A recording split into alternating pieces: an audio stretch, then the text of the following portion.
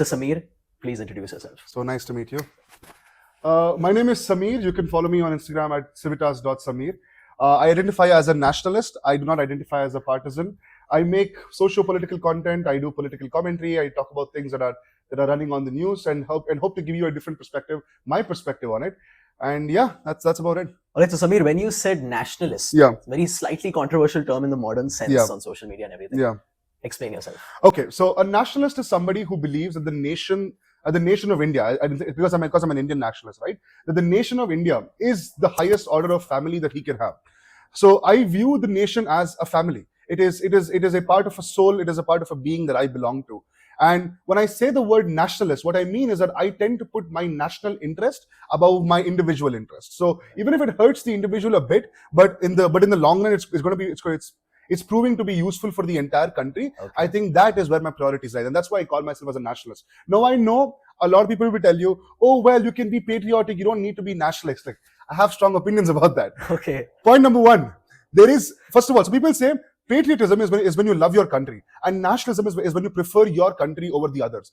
But let me ask you this question: love, by definition, is not inclusive. It is exclusive, right? You cannot love two wives. A wife cannot love two husbands. Okay. Right? No, it's very simple. So when you love somebody, by definition of love, you are placing that person above everybody else. You are putting them on a special pedestal. And for me, the Indian people are on that special pedestal. I don't tend to view the other groups of people who surround our country to be more special than Indians. For me, the interest of my countrymen, the interest of my country is much more paramount, is of more paramount importance than anybody else. And what do you say about the naysayers that call such love jingoism?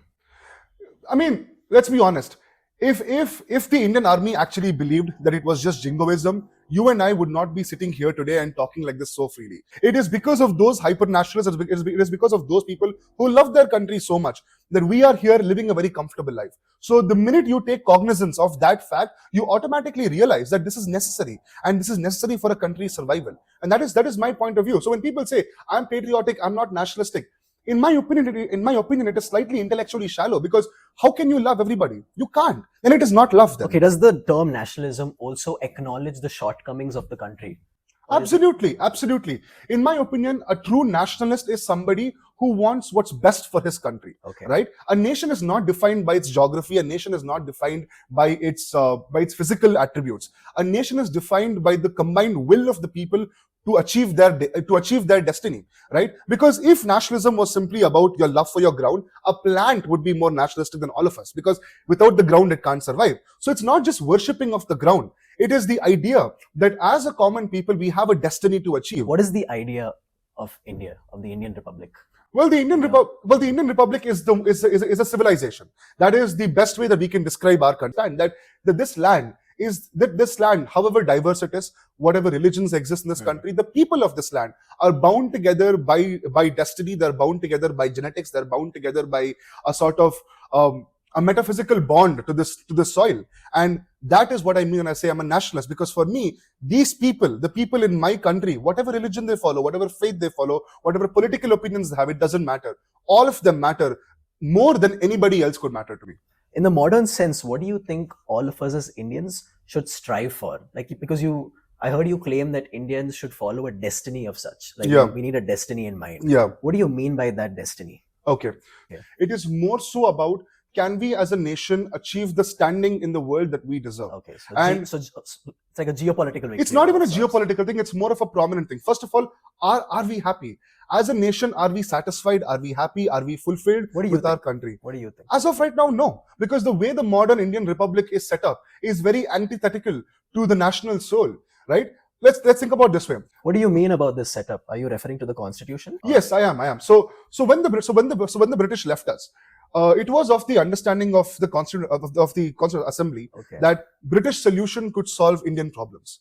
That British solutions were somehow superior, that British solutions of the parliamentary model, that British solutions of the way a government is run, the way a polity is set up, British statutes, the British law, the British common law was what's best for our country. But what we didn't take into account was that the colonial state was kept weak in a particular manner to ensure minimal interference in political matters at the ground level, but maximum extraction from the people.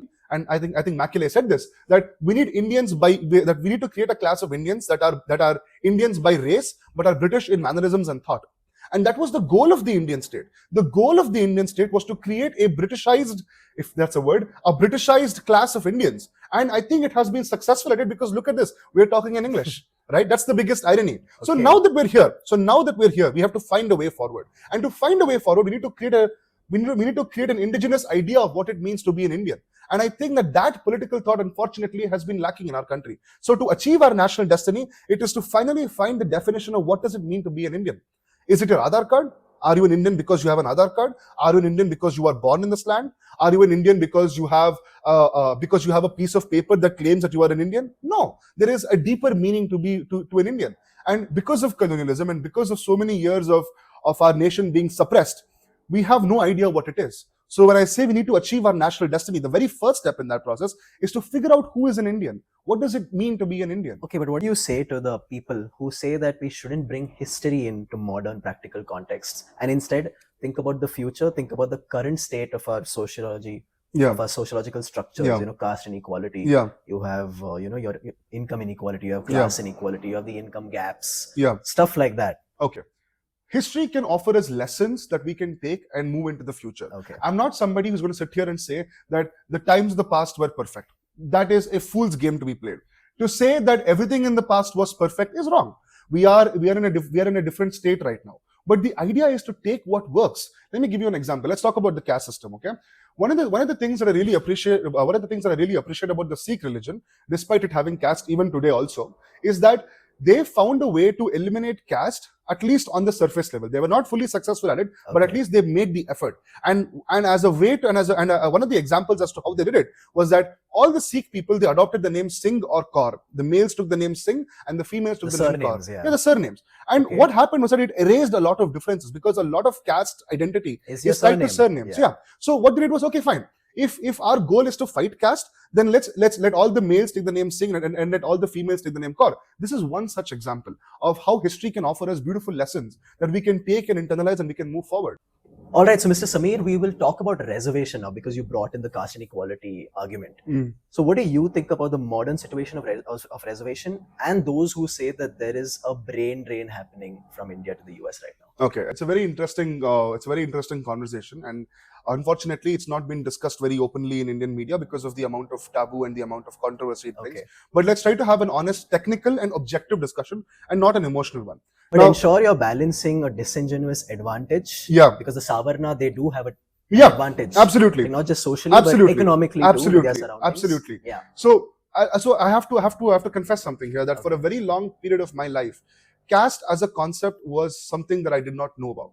And there is a very good saying that is also the privilege that you are born with. There's a very good saying that says that if you don't know your caste, you're probably upper caste, and that is the truth. Exactly. Yeah. And me being someone who's born in Bangalore, urban Bangalore, I had absolutely no idea. True. The very first time I was exposed to the reality of the caste system and the reality of the social structures that followed it was when I actually left the city and I went to UP for a trip. And very interesting story. So I met this person there whom I happened to meet. We'll talk about that guy later on. But I met this guy there whom I had around this 4 or 5 hour conversation with, because we shared the same cab while going back. And we were talking, and he was a Pahadi. He's from Uttarakhand. He's a Pahadi. So he started giving me a lot of different perspectives on caste, and he was able to show to me in real time how caste as a concept exists. Like, for example, we stopped at a place to go have lunch in the cab, and he said, well, did you observe that all of the cooks, all of the chefs in this restaurant carry an upper caste surname, where all of the helpers carry a lower caste surname? So for me, that was like a mind opener, and I became a lot more sympathetic to the anti-caste cause because of that. So for me, it was a mind opening thing. So talking about reservations, the point I'm trying to make here is caste exists. And we need to acknowledge that it exists before we even talk about reservation. So to say that as of right now we will remove reservation overnight, it's not going to happen, and it should not happen, because there are a lot of disadvantages that a lot of people face. But then there is a big but. There should be a path to the removal of reservation. Ambedkar himself said that reservations are nothing but a band-aid to the problem of caste. So the question is, how do we create a society where reservation is no longer required? Do you think the current legislative structure on Absolutely reservation not. is relevant or what? Is it working? Is it working? Okay, so it's relevant now, and I would say it's working to an extent, but the point is it doesn't matter, and it doesn't matter because the ideal state of India is to achieve a society where reservation is no longer required. And the problem that I'm seeing is that neither the right nor the left wants to address this, because for both of them, reservation and giving quota is a form of electoral tool. True. Right? So people will say, oh, but BJP is anti-caste, oh, Congress is anti-caste. No, they're not. For them, as long as the inequality exists, they can continue to milk those votes, and they are actually not incentivized to solve it. So the very first step in ensuring that caste as a concept can be removed is basically providing quality public schooling. Because the fundamental argument for reservation is the starting point is not the same. If you are an upper caste person, you're probably richer, you probably live in an urban environment, you probably go to a better school, you probably have access to very good English education. Now that is not the case for a lot of people who are on the other end of the stick. Very true. So the idea is, how do we equalize it? How do we equalize that thing? And the best way is to provide quality education, build a solid public education system free from of the ground up, from the ground up, schools, from the ground up, in rural places, in urban places, from the ground up. Build a quality public education system that puts them at the same level. Then we can talk about removing reservations. So the point I've raised on my channel multiple times also is that neither the right nor the left actually cares about this. Because for them, as long as an inequality exists, the votes exist. If the votes exist, the current electoral system itself is disincentivizing the parties from actually trying to solve this issue. The other thing is that you cannot solve a social and religious problem using a secular approach. It's not going to happen. Do you mean, are you talking about reservation? I'm talking about the caste system, because, okay, let's just say this. We can remove the reservation system. As long as caste inequalities decrease. Can we agree that? We can agree that the reservation, the idea as it disappears. As long as it, I wouldn't even say disappears. As long as the inequalities come down to a point where it's not severely affecting the growth of a person in terms of his career and in terms of his social standing, then we can remove it. But the structural load to achieve that goal is almost unrealistic in modern day India, don't you think? I don't think it is unrealistic. I think it is very possible. And I think the first step to doing that, see, you cannot go to every single human being, every single Indian, and say, let's not think about caste. That's not going to happen. You cannot intervene into the person's mind. How do you change their mind? How do you change that structure? It is a gradual, and it is an educational process. It comes primarily from education. You need to have a strong civic education program that really hammers down the idea that we need to move past these differences, that every human being deserves an equal opportunity. Again, the idea is equality of opportunity versus equality of outcome. Equality versus equity. What reservation is trying to do is that it's trying to achieve equality of outcome. It is trying to say, so jitna abadi utna hak. That is the slogan that has been developed by a lot of opposition parties. And the idea is that how much ever percentage of population exists of a particular community, that much representation they must get in all levels of government and all levels of private and public sector employment. Yeah. But that is never going to happen. And that is never going to happen because the idea that human beings are fundamentally equal is also a completely wrong concept. The focus of the government should not be equality of outcome. The focus of the government should be providing an equal opportunity for everyone to take advantage of it. The starting point should be the same. So again, the whole. But how practical is that? How relevant and how practical? I think it is absolutely. Okay, let's talk about this way. Japan completely dismantled the caste system.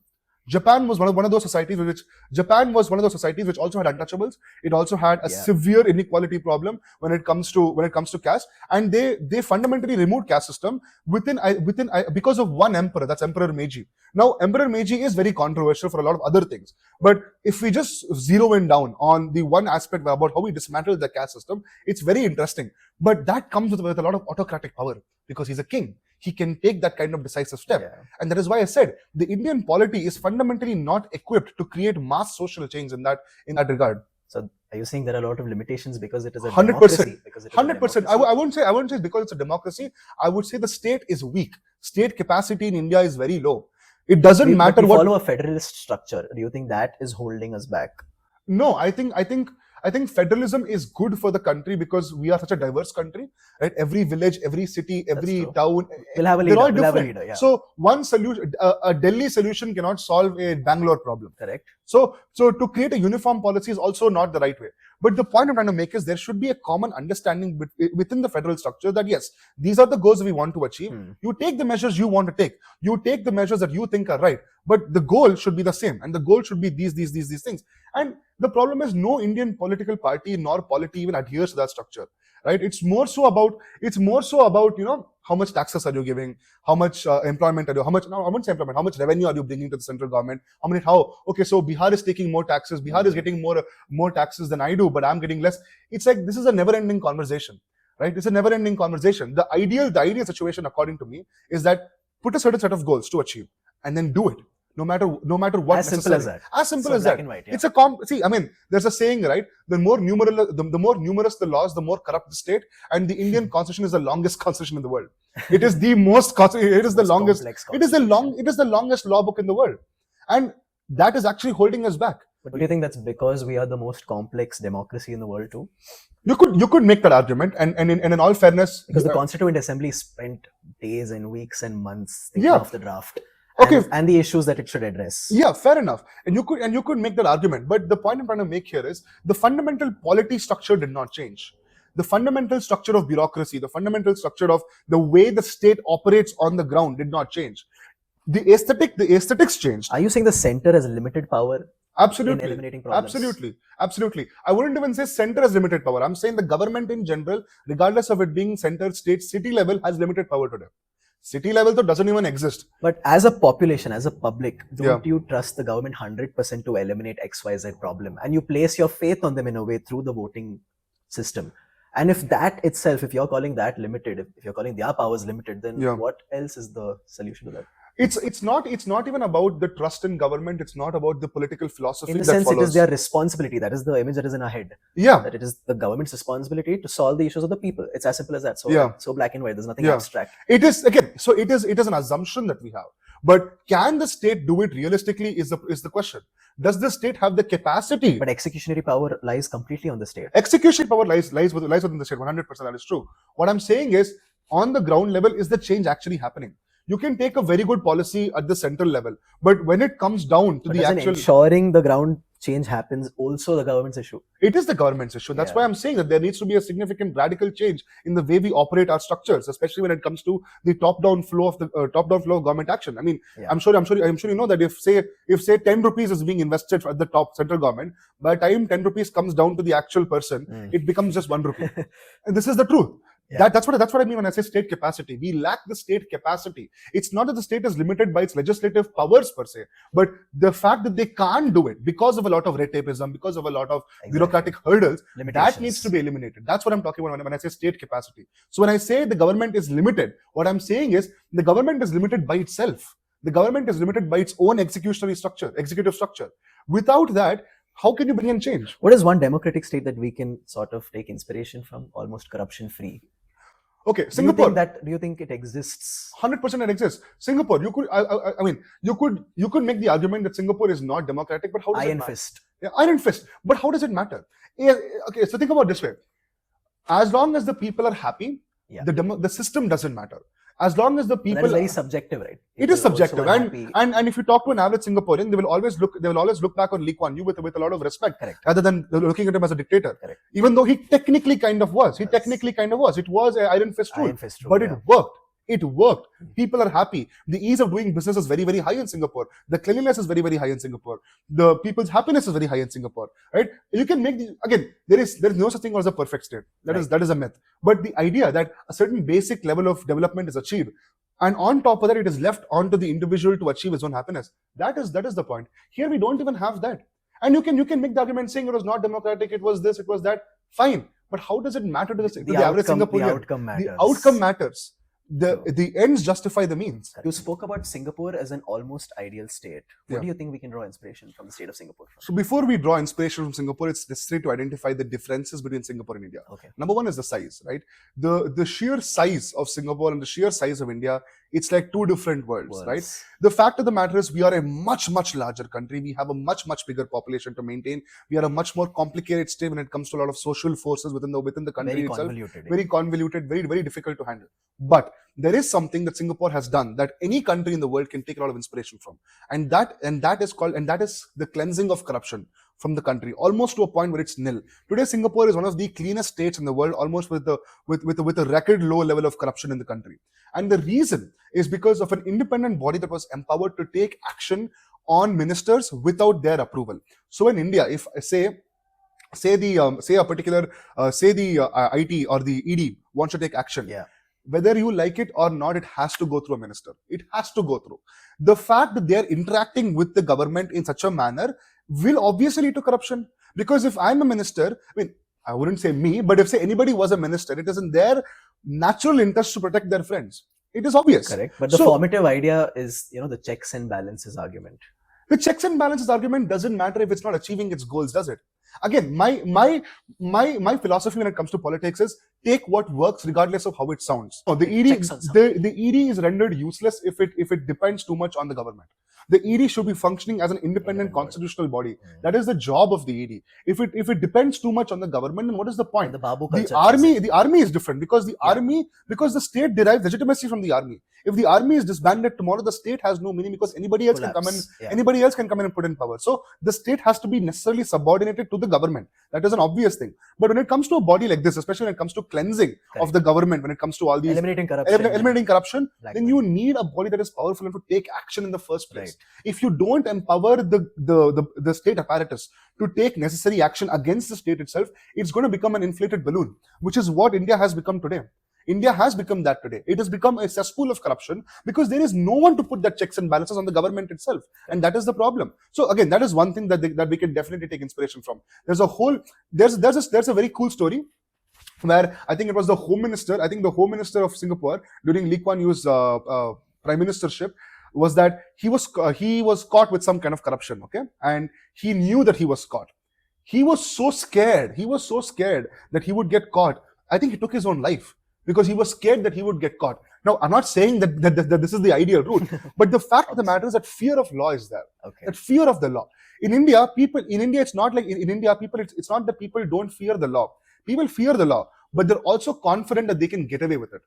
They are confident that the state does not have the capacity enough to punish them in the first place. Exactly, because there are so many intellectuals, even in the law circle, that believe the legislative document, the law in general, the bare acts, they do address issues, but somewhere the execution is missing. The on-ground fear, as you said, it's missing. What do you think of that? It is a question of discipline. I'll give you an example. When I was coming here to the venue, I stopped at a signal. Okay, there was 5 seconds remaining for the red to turn green.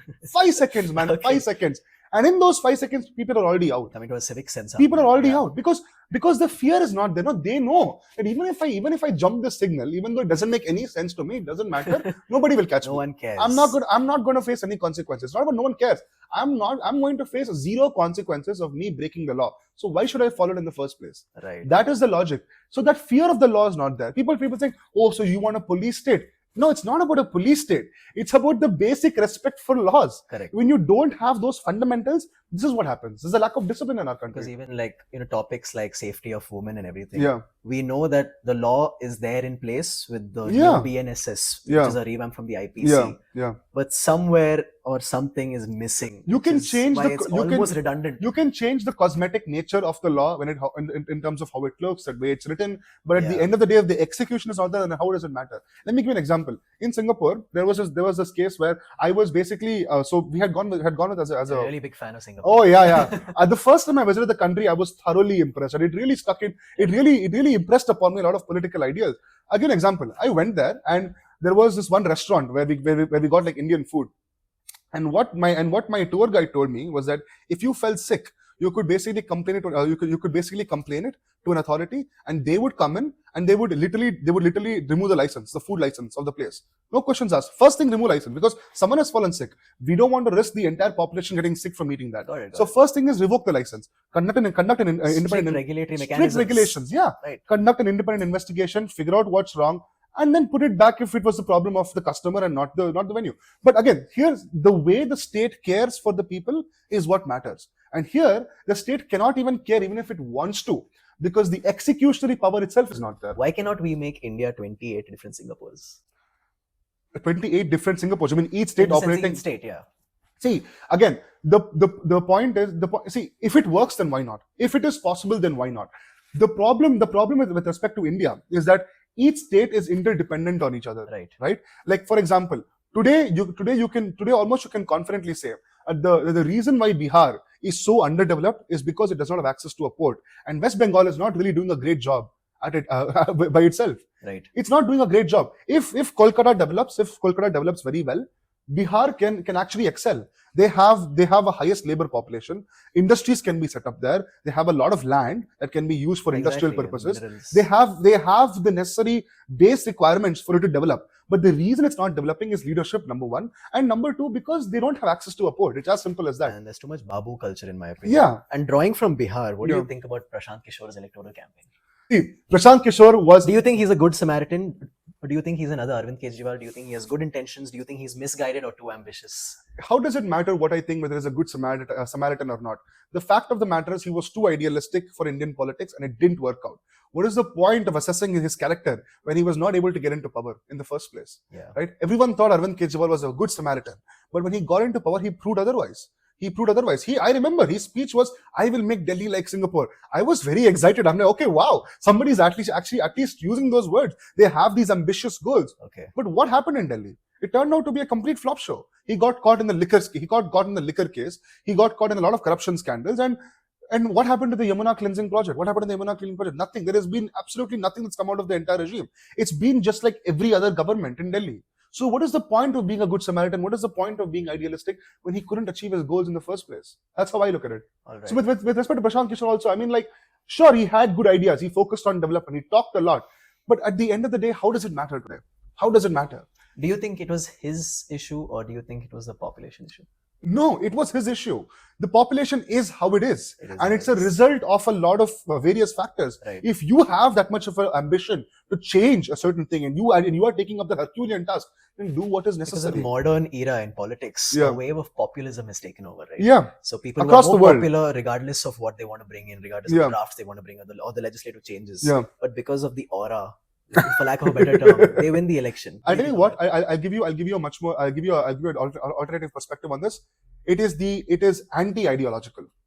Nowadays, politicians across the world are anti-ideological. It's more based on the person than the ideology itself. So my point I'm trying to make here is it's anti-ideological. It's thymotic, if I were to say in a more spiritual sense. It's all about making you feel a certain way. Correct. It's not really about what actually happens. Right. It's about making you feel a certain way. And that's how populism has taken over. And what impulses do you appeal to for that? Voter? The reason it has happened was because politics lacked leadership for a long time. It's very easy to say, like a Ronald Reagan iron fist, example. Yeah, no. The personalities like that. The thing is, they lacked leadership until now because of the whole liberal worldview and the way the world was set up after World War II. We believed that legalism could solve all of world problems. We believe that we were at the end of history, as Francis Fukuyama put it. But now across the world, what you're seeing, the reason for the rise of populism is because people want to feel like they're a part of something. For a very long time, politics has just been about technical discussions, legalistic discussions. Right. But people at the end of the day want heroism. They want leadership. A movement. They want a movement. Yeah. So how does it matter what the movement? Extremely interesting take. Yeah, if you read Francis Fukuyama and the end of history and everything, he says, well, we have reached the end of history because now it's all just about stable borders. Now there's going to be no more wars. It's going to be about stable borders. We have reached a way to achieve world peace as the United Nations and whatever and blah blah blah. But the reality is that humans need that thymotic movement. We can't stay without leadership. We need heroism. When was the last time you had a role model? This generation has no role models at all. We are looking for a role model. We're all actively looking for a role model. And they manifest like this. So in such a climate, demagogues are the one that will eventually gain power. All right, so Samir, drawing the inspiration from our previous arguments and discussions, let me come to India. Let me come to the parliament. So Supriya Sule recently announced his right to disconnect bill. And it almost became viral on LinkedIn, on our Instas, on our Facebooks. What do you think of that bill? Is it a step in the right direction? It is a step in the right direction, especially when it comes to the urban population. But there is a problem that people don't see here. Right. And that is that this bill affects close to 2% of the entire population. Become devil's advocate for me and go against this bill. Yeah. This bill affects 2% of the entire population. Right. You are talking about a very, very urban A elite. socio-economic layer. Yeah. That is, And you could say that she's appealing to her voter base. Fine, fair enough. But the point I'm trying to make here is this law is so niche applicable. It's applicable to a point of very, very elite. And you would say, well, I wouldn't say IT professionals are elite. They are. In a country like India, IT professionals are elite. They are, because you haven't visited the entire country in the first place. You don't know what the country is like if you're staying in a city. Only when you visit other places around the country can you see. Now, for those people, it makes sense. 100%. I would say it makes sense. I mean, my dad works in IT, so I would make sense. But the point I'm trying to make here is the bill is so niche. It is so creamy. It is so elitist. so ambitious. So it's not an ambitious. The people that are getting affected by this bill positively is such a small, minuscule slither of a population. Do you think this bill will have a trickle-down effect on the masses in terms of their income limitations? It's not going to have an impact unless and until the government decides to formalize all the jobs. Obviously. 90% of India's workforce today is in the unorganized sector. So no matter what corporate regulatory mechanism you take, it is not going to affect them. It is not going to affect them. If you really want to bring in that kind of change, start with the formalization of the, and it's a big task. Formalizing this country is a huge task. Right. It's a task that no government even wants to take, because they're not incentivized to do it. Some argue that organizing the unorganized will be disbeneficial to the unorganized. I don't think so. I don't think so. Sure, you can always say it's like the argument of when we became a modern republic, we said now we need to have property papers. Now people said, well, this is my ancestral property. I don't have a paper for it. Fine. Talking about property papers. Yeah, property papers. Yeah. Now you can always say, I don't have a property paper for it. This is my ancestral property. So what? We are a modern country right now. This is a necessary step in the right direction. It's going to hurt you. It's going to be bad for a while, but in the long run, it is going to be beneficial. Okay. I would make the same argument even for the formalization of the unorganized sector also. It is going to hurt people in the short term, yes, which is why no government wants to do it, because democracy is so short-sighted that you need to win an election in the next 5 years. And if you do something like this, you're probably going to lose power. So politics comes into play. Politics becomes mucky. Yeah. And that is the problem. So the point is, we don't, as I said, we don't have state action. We don't have action from the government because they're limited by the essence of politics. Okay, summarize this bill in one word for me. Elite. It's elite. Elitist. It's elitist. Right. And this is the problem. Like, I'll give one more example. In 2017, the Indian Parliament passed a law to increase the maternity leave for women. Now, consider this.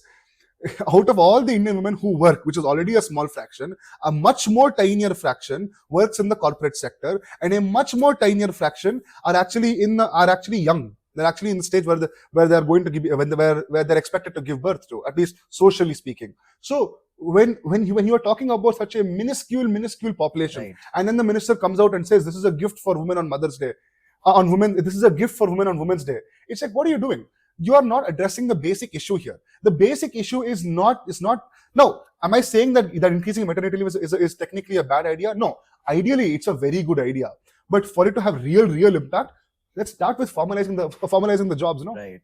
So again, as I said, it's elitist. Now, that's not to say that the elite interest must be ignored. I'm not saying that. But it needs priority. Yeah, right. but at least this needs to be a part of the conversation. Right. Okay, drawing from that unorganized sector argument, I think Raghav Chadha recently made a huge statement, and it caused huge uproar, that he wanted everything related to gig workers and delivery driving in 10 minutes, everything gone and completely revamped. He thought it is oppressive to the labor forces, and there are safety issues, and there are like a numerous amount of issues. Yeah.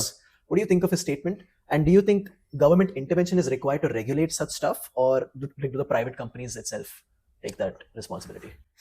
All I will say is this: the very same problem that plagues the right to disconnect bill is the same problem that plagues people like Raghav Chadha.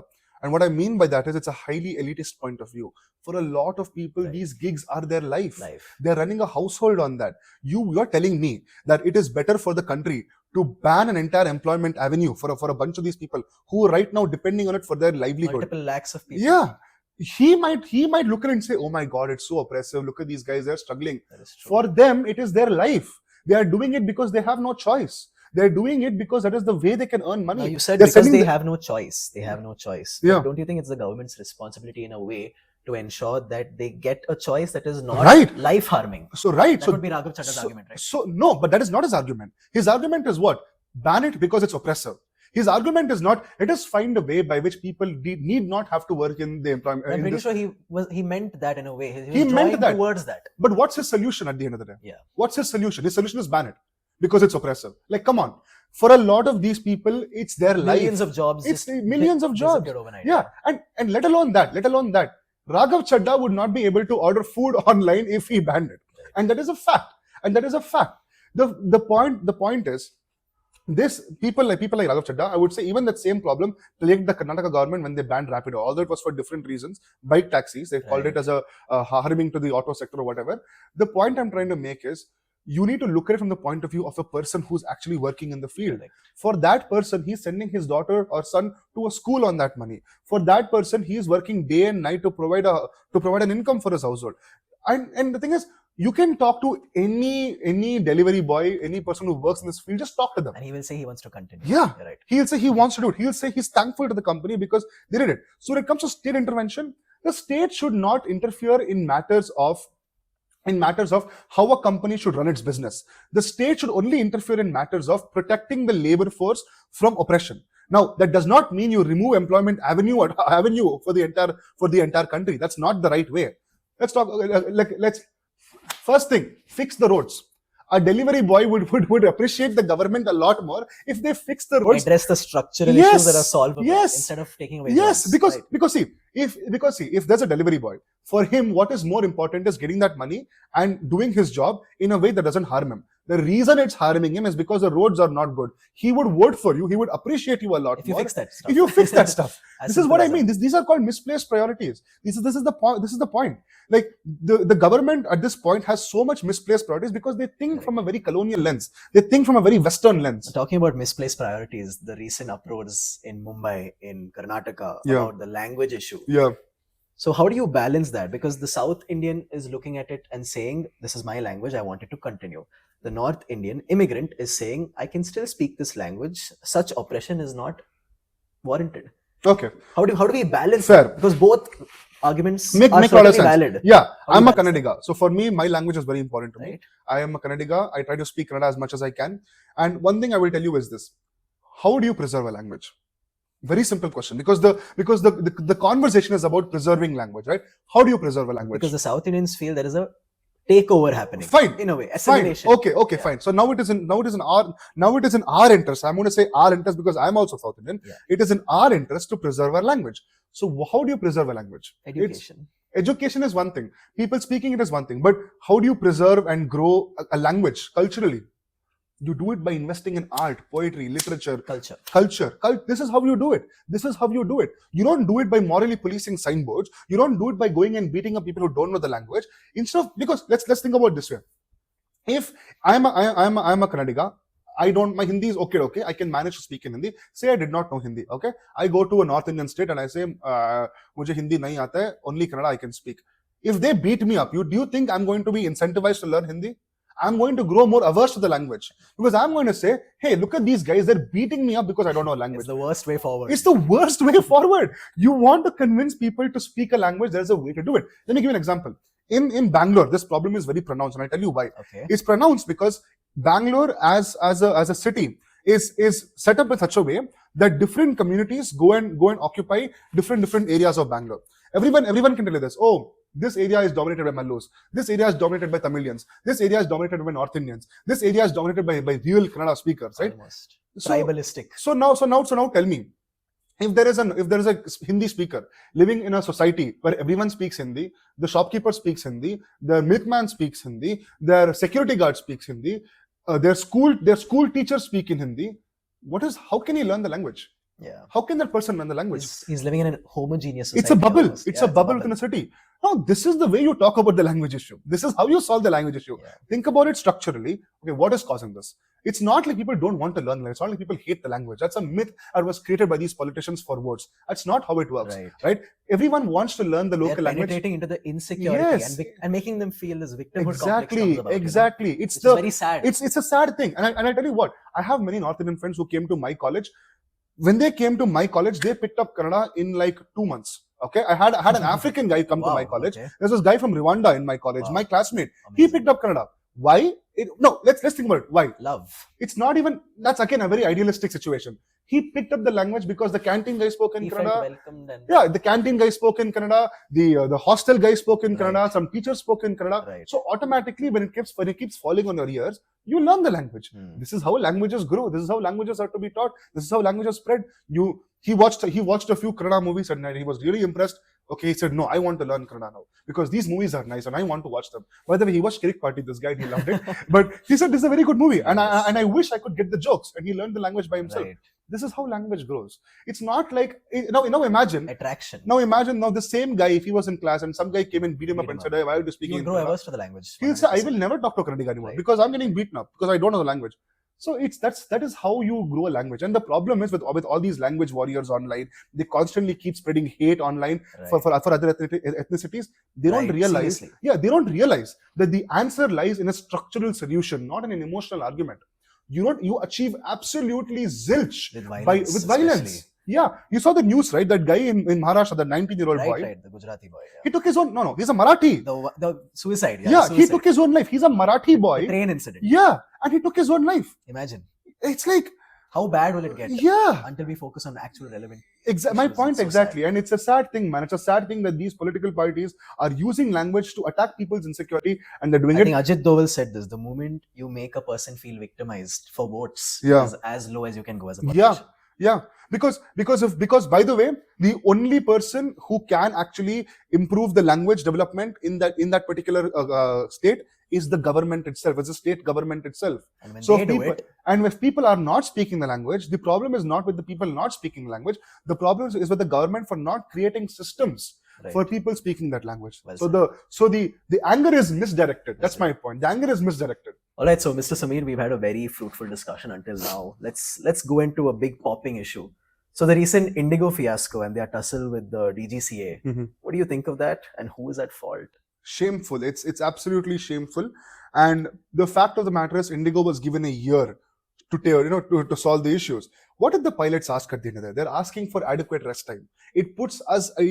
I would feel a lot better flying on an airplane when I know that the pilot is well rested. I would feel a lot better. It's safer for me. It is better for the pilot. And Indigo, for the sake of saving a few dollars, is not doing it. They were given a year's time to do it. By the way, they're given a year's time. But don't you think the enforcement and the Yeah. checking, it depends on the government? The DGCA should have done more and Absolutely. been more proactive. Absolutely. I will even take a step further, and I will say that Indigo has strong-armed the government. Indigo has strong-armed the government because the DGCA essentially had to basically beg Indigo to resume operations. When they are such a big monopolic entity, they understand the effect the cascading effect it would have when Indigo fails. Let me give you an example. The day my uncle was traveling from Delhi to Bangalore, and on the day this happened, and I tell you, the flight ticket charges from Bangalore to Delhi was Right, 75,000 Because because all over, because yeah. of the Indigo fiasco. Mm. The Ministry of Civil Aviation had to step in and put in wage control prices right now. I mean, they had to put in price controls right now. They had to cap the airfares.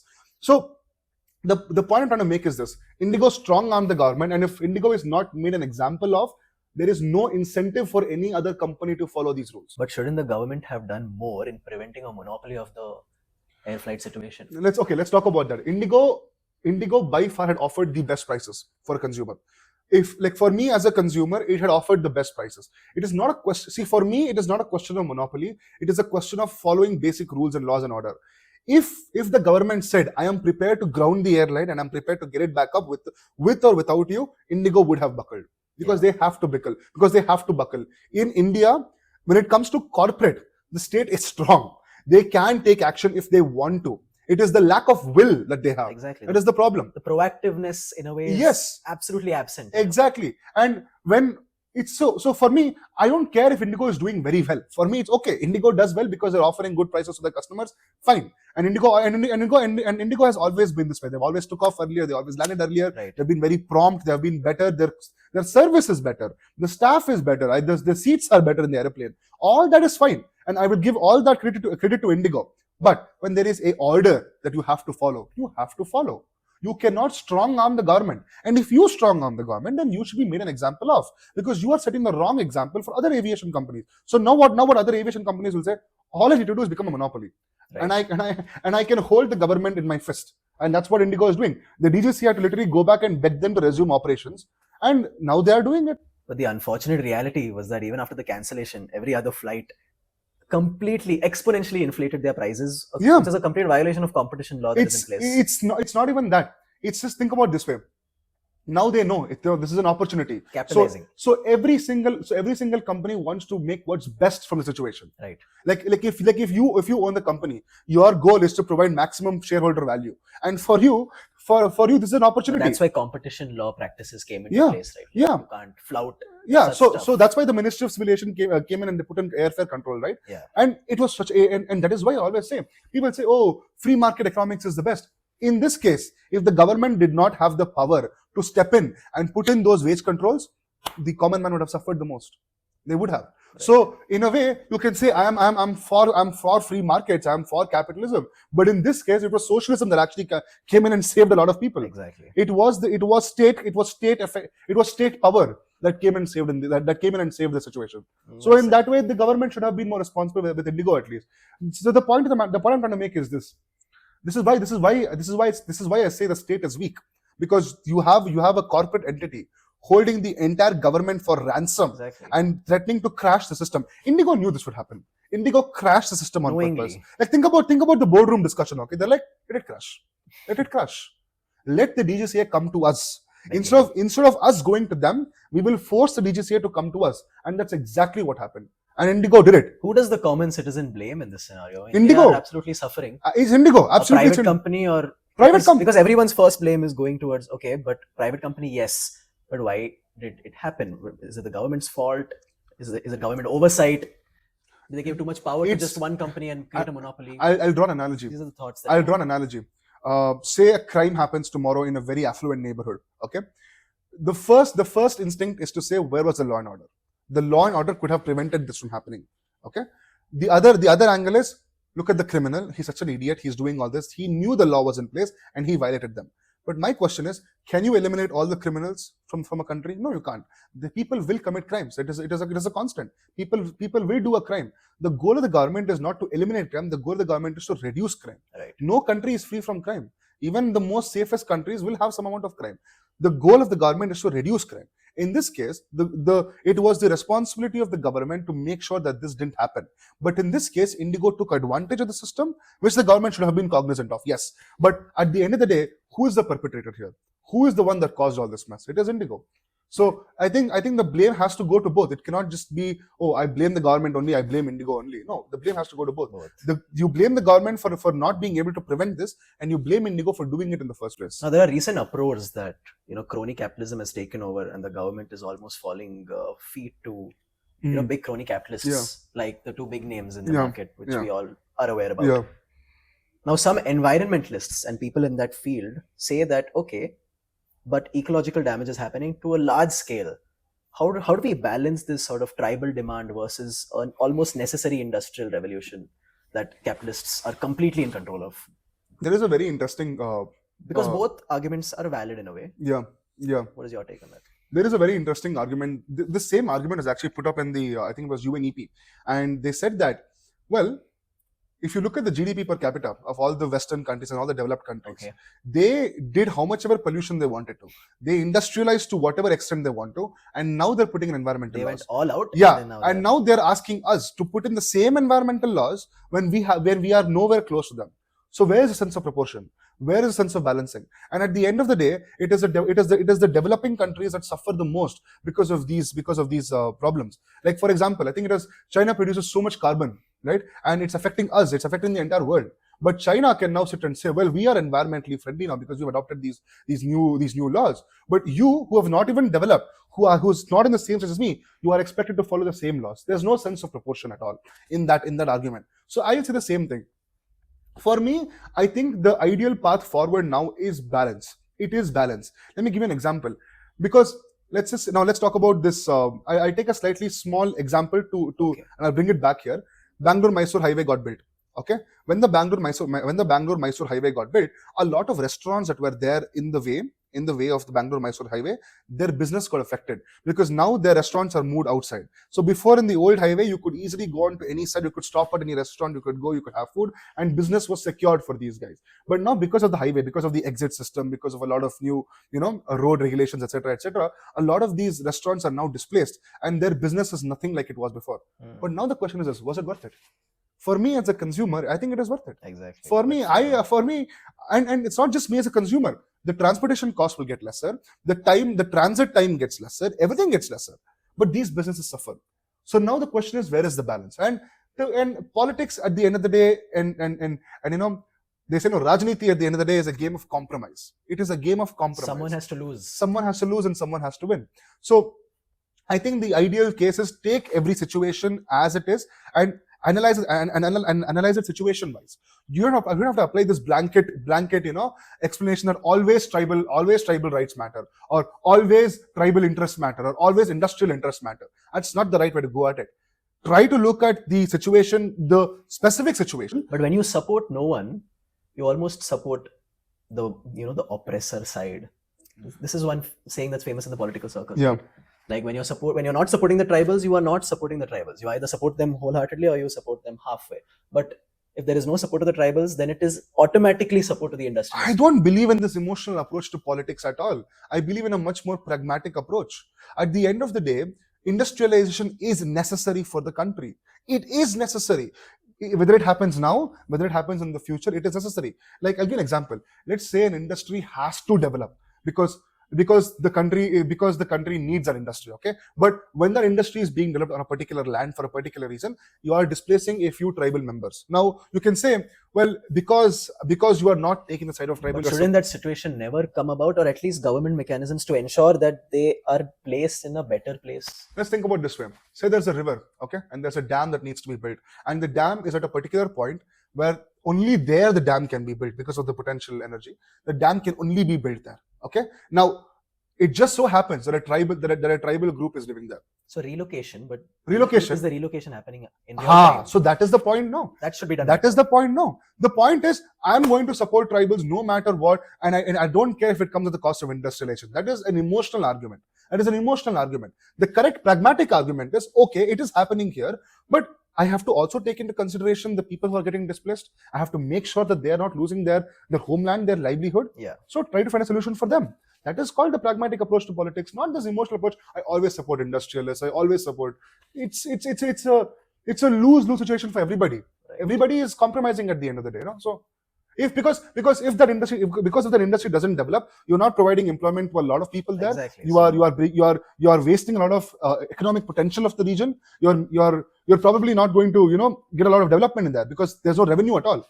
So, but then it's the age-old argument, right? Yeah, but then does it mean that I'm completely dismissive of the rights of the local people there? No, I'm not.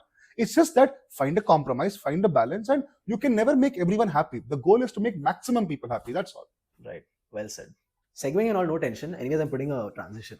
Okay, done. Yeah, because the viewer has to, even if it's long form, the viewer has to be like they always willing need to listen. Yeah. Some incentive. Yeah. Yeah. They need to be activated again. Yeah. Like so, that's why the transition is important. Yeah, so Samir, you were saying something about ecological projects. Yeah, so I think that's a very good example. We can talk about the Bangalore Metro project. Okay. Now, for the Bangalore Metro project, we had to fell a lot of trees. We had to cut down a lot of trees, and these were old trees. They were like almost legacy trees of Bangalore, and Bangalore is known as the Garden City of India. Was this a big controversy? This was a controversy, and I remember at the time the argument was you are causing ecological damage. Yes, we are, but again, does that mean that metro is bad? I use the metro every day. Metro is so convenient. It is removing a lot of vehicles from the road. It's making Bangalore a lot better place to live in. I mean, at the end of the day, if you develop public transport enough, automatically the usage of private vehicles will come down. Isn't that also beneficial for the environment, that you're reducing air pollution? So again, as I said, it's a case-to-case basis. These situations and these kind of incidents should be analyzed on a case-to-case basis. And very pragmatic. It's a very pragmatic approach. You should never take an ideological position when it comes to things like this, especially when it comes to policy. I always believe in eclecticism. That take what works and do it. That's it. There's no need of applying this kind of ideological inclination to a public policy. Very well said. Right. So now I want to come to social media in general. There's so much, almost entire, like the entirety of politics Yeah. and the culture war, etc., it's all drawn to social media. Yeah. Instagram, Twitter, Reddit. Yeah. People form opinions, they draw opinions from there, they see carousels, they make opinions of their own, they believe in these stances. What is your opinion on the narrative war? Is the narrative versus fact an actual threat? Like, are facts getting overshadowed by a narrative? Yeah. Please draw on that. People do not realize the power of social media. True. Social media has toppled the Nepalese government, by the way. Social media has. We all saw that, They elected their next prime minister on Discord. On a Discord vote. That is how powerful social media has become. So the first thing is to acknowledge the sheer power of this new media. Bakasur. Yeah, it is very it is giant. It can be used for a very good effect. But more often than not, ulterior motives. The people who are the most creative are also the most malicious, unfortunately. Because hate is a bigger motivator than love. Very true. People can band together and hate, but if you want people to band together and love, it's very, very difficult. Very good point. The point I'm trying to make here is this. Because hate is a much more stronger motivator than love, it is easier to radicalize people on the internet by hate. And more often than not, hate is derived from negative and false, and misinformation. To prove this to you, let me give you an example. A recent US Senate, I think it was a recent US House Committee report, basically made the claim that China ran a disinformation campaign on Twitter online, where they basically used AI images, where they used drone footage, where they used video game footage to somehow convince the world that Pakistan had shot down a Rafale jet in order to hinder sales of Rafale and to promote sales of their own indigenous Chinese aircraft. Look at the trickle-down effect. Yes. Unbelievable. Yes. And the fact of the matter is this is happening on a governmental level. This is not somebody sitting in a dingy room and spreading misinformation for the fun of it. It's not coming from the basement. Yes. It's coming from the office. This is coming from a very sophisticated top-down approach where the whole idea is to shift the narrative. Correct. And the whole idea is to change somebody's mind. How do we solve this? Because this can almost redefine elections. It can redefine the thinking of society. It can redefine our wiring. My argument has always been the same. You fight misinformation with the right information. And the internet is so vast, it is impossible to regulate. But explosive stuff gets more traction. It does. And that's the problem of the algorithm, and that's a discussion that a lot of these that Meta has to have. But the point that's something that's not in our control. The algorithm is not in our control, unfortunately. So what I'm trying to say is this: you fight misinformation with the right information, and that is why I have been so vocal online. Because I saw the amount of misinformation, I saw how people were getting brainwashed, and then they decided, hey, let's bring some pragmatism, let's bring some genuine common sense into this entire sphere, because that is what was lacking. And the thing is, as I said, people don't realize it's a multi-billion-dollar industry and operation to spread misinformation. There's a concept called as astroturfing. This is something that even corporates do. So what they do is that in astroturfing, it's basic human psychology, okay? You will tend to agree with something if a lot of people already agree with it. So the goal is to convince you that a lot of people actually agree with it. And on social media, the biggest attention currency is likes, shares, views, and followers, right? Metrics. So now let's just say this, okay? Now imagine I see a post containing some historical fact, okay? Some historical fact. I'll be very tame in my example. Some historical fact, and I see that this post has only 3 likes. Okay, it's because it's a genuine content creator. It's a genuine content creator. It doesn't matter whether it's right or wrong. It has 3 likes. The same historical fact I will see on a reel that has probably 50,000 likes. Whether I like it or not, and because I am a human being, my psychology makes me want to agree with the 50k likes one, and it will make me more amicable to that fact. It brings legitimacy. It brings legitimacy, and that is something that companies do. So what they do is they run bot farms where they artificially inflate a particular piece of content or a trend or whatever, and that's how trends stick, and that's how they make money, because they can sell off that trend. That's literally what's happening right now. This is possibly the most harmful thing that can happen in the modern age with the rise of, as you said, bot farming, and it can redefine elections. Now, do you think private players should take more controlled stances? Or do you think government intervention is absolutely necessary? Because then, if government intervention happens, then the citizen starts talking about right to privacy and stuff like that. So how do we counter this? This is extremely this is a conversation that I don't think most public policy experts in the world haven't been able to figure out. This is a real ball in the air situation where it can swing either way. Now it's Because laissez-faire, yeah, it's free for all. because on one hand you have China's firewall approach, and on the other hand you have US's completely free approach. Yeah. Now the question is, what is right and what is wrong? Again, at the end of the day, what is the end result? The end result is what matters. And the fact of the matter is, today, unfortunately speaking, and I wish it wasn't this way, was that a free and flowing internet with the current algorithm that we have that pushes out controversial content is creating the most radicalized bunch of people on ground. It is creating the most radicalized people because it is so easy to spread misinformation online. It's so polarized now. It's so polarized. Even with the whole language debate, okay? I tell you, the whole language debate also, there was a time on the internet where it was such a hot topic. I think this was last year, and it was out of the blue. It was really out of the blue. At least on the internet, it was out of the blue. And anybody who's been online for some time, you can clearly see that this is artificial. This is not real. And people buy it at the end of the day. People buy it. And that is the problem. And this is a question that honestly, when I don't know the answer to.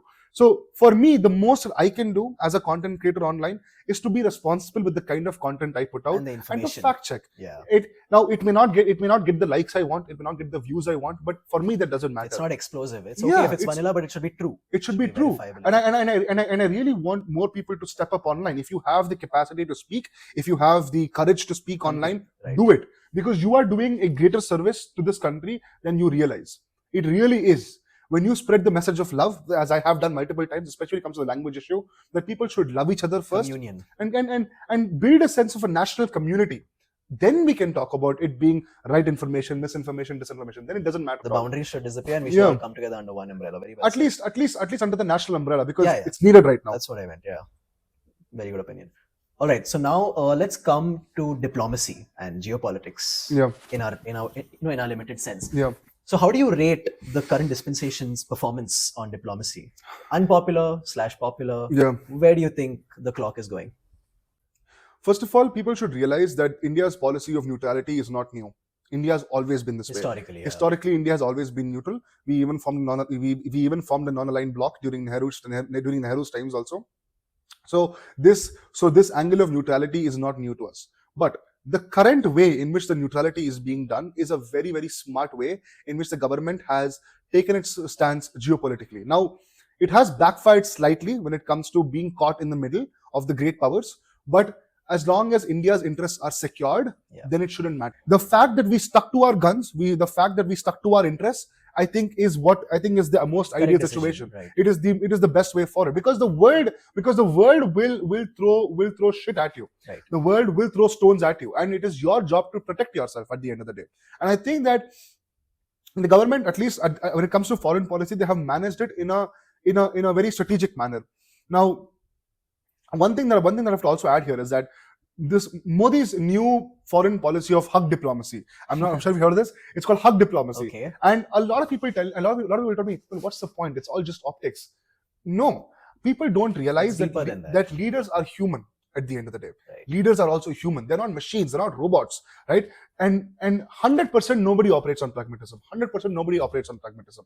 It is, you are lying to yourself if you say that this person is a purely pragmatic person. He's an emotional being too. He's a human being. So when you create that level of friendship, when you create that level of bonding with different leaders, it definitely translates into something that's a lot bigger than just optics. So in that sense, how would you rate Mr. Jaishankar's performance in the global stage? I am very inclined to not rate a number because I am not a foreign policy expert. Right. But I will say this. When it comes to India's soft power, it has definitely increased. When it comes to India's global standing, it has definitely increased. And when it comes to securing India's interests, even if it means standing at defiance to a lot of great powers, it definitely matters. So I would say it's done pretty decent for the way, but it could obviously definitely be a lot better. A very famous spokesperson who is extremely reputed, and his name is our beloved Shashi Tharoor. Yeah. But he's always, in a way, dangling between both sides of the parliament. Sometimes the INC shows displeasure at his comments. Yeah. Sometimes the right wing shows pleasure at his comments. Yeah. But he's a INC person. Yeah. What do you think his stance is, and what do you think his political future is? And do you think his party has, in a way, disappointed or not made the best use of his powers? 100% yes. The Congress Party, from its inception, has been an intellectually elitist party, and that is why you will see a lot of supporters coming out of these colleges like JNU, etc., because their intellectual base is from these colleges. And Tharoor is one such person who was at the core of that intellectual base. Tharoor gave Congress polish. Tharoor gave Congress a sense of likability amongst a lot of urban elites. Now, Tharoor is an individual. I think that he's an excellent individual when it comes to his political stance and asserting his individuality in that party, or in a party that's largely hegemonic and dynastic. Almost. And this is an issue that Congress has faced from a very long time. They sidelined, I think, about him recently, S.M. Krishna. So Congress has done this. They've sidelined good leaders like S.M. Krishna, and now they're sidelining Tharoor. And the fact of the matter is, if Tharoor was in the reins of the Congress party today, they would be in a lot better situation than they are in today. And this is my honest opinion. A lot of right-wing votes would get eaten up by Tharoor himself, because he's a knowledgeable person at the end of the day. Now, he brought in a new bill recently. I think it was marital rape. Right. Yes. Just a few days ago. If you are somebody living in an urban environment, this is an obvious yes. It is obvious. It's a huge issue. Yeah. It's an issue, and I think it's a very good step in the right direction. Now, why isn't and he brought it in as a private bill, that too. He brought it as a private bill, okay? And the fact of the matter is, he is sidelined. And in fact, in the recent Congress presidentship election, I think it was Tharoor versus Kharge. And Kharge was obviously backed by the so-called high command. Tharoor wasn't. What were the results of that election? Like something, 99%? 99% to Kharge. It shows the hegemonic control that a certain section of the party has. And if the party is not doing well, then maybe it is time to change leadership. And I think Tharoor would be an excellent leader of opposition. I think a lot of right-wing would welcome him as a very good leader of opposition, because he brings up very valid points. He doesn't oppose for the sake of opposing. I'll give you one more example. When the Sanchar Sati app came, every single person in the Congress party said, the government is trying to snoop on you. This is not good. This is not good. True. But you know what the right stance would have been on that? As long as the app is not mandatory for people, it shouldn't be a problem. And that's exactly what Tharoor said. Tharoor didn't say, I support the app. Because if he was a BJP spokesperson, he would have said that. What he said was, I don't like the fact that the app is mandatory. If the app was not mandatory and it was an app available on the Play Store, then I think that citizens should have the right to download it. Then what does his political future look like if he's always with these partisan stances in a way? What do you think his political future is? Because I mean, he's obviously pretty senior in politics. It's been 30 to 40 years that he's in this space. Where is this going? I think the Congress party deserves a change. And I don't know, and I couldn't tell you what his future will be, but I can tell you what I would like his future to be, and I would like his future to be the head of the Congress party. I really do. And I think a lot of right-wingers would be very amicable to that idea. And I think that a strong opposition, which genuinely brings up the point. Like let's take the Indigo example. The Congress party should have made it a much bigger issue. They are not making it an issue at all. Maybe because there are private players involved. But it's funny how Arnab Goswami, of all people, decided to blame the government. He played a much better role. I saw that. No, the thing is, so now the thing is this. The Congress party has an opportunity to make a really, really strong point against the government. Something even right-wingers will agree. Something that even BJP voters would agree on. This is how you play politics. And if they're not able to do it, right? But instead, what they want to do, EVM hack, vote chori, they'll do big press conferences about it. But when the real issue happens like this, they won't do it. We'll talk about the vote chori issue also. If the Congress was actually serious about their vote chori claims, they would have filed an election petition. I want to know the truth. I want to know whether the ruling government is an illegitimate government or not. And the way you prove it for sure, without a shadow of a doubt, is by filing an election petition and officially challenging the election results. But they won't do it. And they haven't done it. And that's the problem. Now, why should I be inclined to take them seriously? Right. All right. So, talking about India's future, I wanted to ask you a question. Which three sectors do you think the government should focus on investing? Like, where do you see India in 2035, let's say, a decade from now? Whether we should invest in sustainability, the environment, tech, or, just put in funds into defense? The first goal is considering the situation of national security and everything around it. Yeah. The first goal is to industrialize our country. Before we can have a discussion about where to put the money, the first question is the priority industrialization. The reason China is where it is at today is purely because of manufacturing. They have capitalized on the manufacturing industry like no other country has, and their economic progress shows it. It shows the effect of it. And India having so much a labor abundance can really capitalize on that. On manufacturing. Yeah, on that. Now, when it comes to defense and national security, I've always been I've never been a proponent of private players getting involved in defense, and I have my very strong reasons for it. And that is that today in the US, the top 5 companies, I think it's Lockheed Martin and a few other companies, they have formed a hegemonic control where they're charging for one bolt and one nut like close to like triple-digit dollars, right? And that's a problem. And I don't want the situation where private players hold the country's defense at ransom. And I believe that a strong, efficient state which focuses on building indigenous technology is what is required. And unfortunately, the way our country's defense sector has been set up, it makes it slow, it makes it bureaucratic, it makes it highly red tapeism. It involves a lot of corruption. So for anything to work, the first step is cleansing that corruption in the first place. What do you think that one big industry is that we should target? Tech is the future, because the whole world is moving towards technology at the end of the day. Would EVs come into picture? I mean, okay. So the thing is, it's a question of priority. It's a question of priorities, right? When you're targeting the EVs, you are targeting again a very niche, urban, elite market. The consumer base is not there. I mean, but the pollution issue is so big, and there are so many private players involved that we can afford to charge them for cheap and make it accessible to the masses. No, because the thing is, because EV companies are rarely profitable.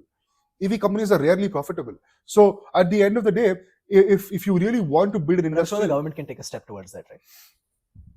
The government can take a step. I mean, yeah, that's a vague thing, right? The government can take a step towards it, but what do you mean exactly? The government can take a step towards it. Do you mean subsidizing the industrial lands?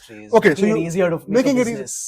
First of all, I think more open regulations. Yeah, first of all, I think that the government should make it, in general, should increase the ease of doing business in India. Exactly, because unfortunately in India, that's a huge talking point. Because unfortunately in India, no company can make it big without being in cahoots with the government. And this is a fact. The lobbying is so rampant. The lobbying is so rampant. Yeah, it's so evident and so high that for you to be a very successful business, you need to be in cahoots with the government. Yeah. So that is a problem right there. And it's license Raj all over again. It's just in a different format. And this time it's all underneath the table, where the license is basically corrupt money. And that is a problem. So the ease of doing business is not there. So before we even focus on, okay, how do we empower industries? The first thing is, make it easy for people to start businesses in the country. Make it easier. And I think in that sector, the government at this point has done quite well when it comes to giving funding for startups and whatever. Yeah. But it can definitely do a lot more. Piyush Goyal is extremely popular amongst almost every capitalist and up and coming startup bro. Yeah. He's an extremely popular person. All right, so we're coming to the end of our second episode at Shut Up Shash with Mr. Samir, who's been a wonderful guest. Thank you. Let's come to the rapid fire round and sort of top things off. All right, Mr. Samir, are you ready? Sure. Go for it. So I want short and quick answers. Yeah. And we'll stick to sort of, the politics and current affairs. Yeah. So on a personal note, which historical figure has inspired you the most? Very difficult question to answer. I would say Netaji Subhash Chandra Bose has inspired me a lot. If you want to go more ancient, I would say Shivaji Maharaj has also inspired me a lot. King Hemachandra Vikramaditya, the guy who displaced Akbar from his throne, inspired me a lot. Deep knowledge. So Subhash Chandra Bose, Shivaji, that's extremely good answers. All right. And who's your favorite modern day politician? Modern day in the sense, the last 30 years. Pick the last 30 years. The last 30 years. 40 years. We can go from the 1980s onwards. Let's take that time. Okay, I would say, I think you already know my answer, and my answer is Lee Kuan Yew.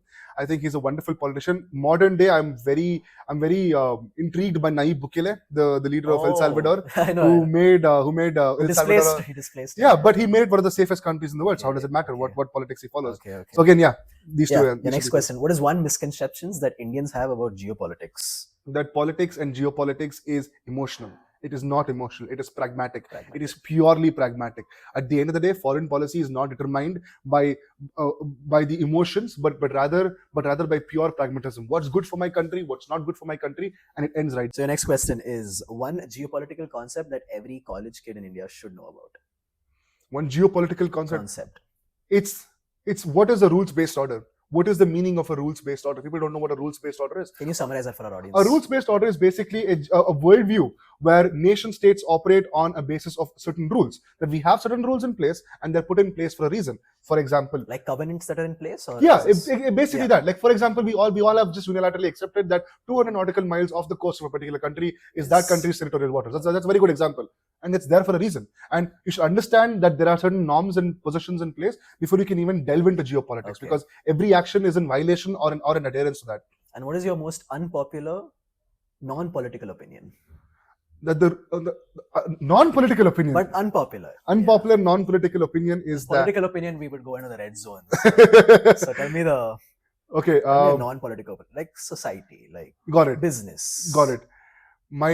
Unfortunately, it is an unpopular opinion that India deserves redemption, and India's redemption arc is, we are just starting. India's future is bright, and that's an unpopular opinion today for some reason. I don't know why it is that way, but society, the way we look at things, our happiness, the way we interact with people, I think that we're on the rise and we'll become a much more happier country. And talking about that, what is the biggest blind spot that Indians like you and me at this age category, what is the biggest blind spot that we carry? The biggest blind spot that we carry is that we live in our own bubble. That's what it is. We live in our own bubble. And the only way to break that bubble is traveling. Traveling is so key to everybody. It is only because I traveled that my mind opened up. Your worldview opens up. Yeah. And you have to travel. So as long as you stay in one place, as long as you live within a particular place, your worldview will always be in a bubble. So the blind spot that we have is that everything is a blind spot except our worldview. And the blind spot is basically all the other perspectives. And to counter that, we need to travel. We need to talk to people. Yeah. All right, Mr. Samir, that is an amazing podcast that we had. Thank you so much. Episode. Thank you so much for that. And we'll catch you later at Shut Up Shash. Thank you.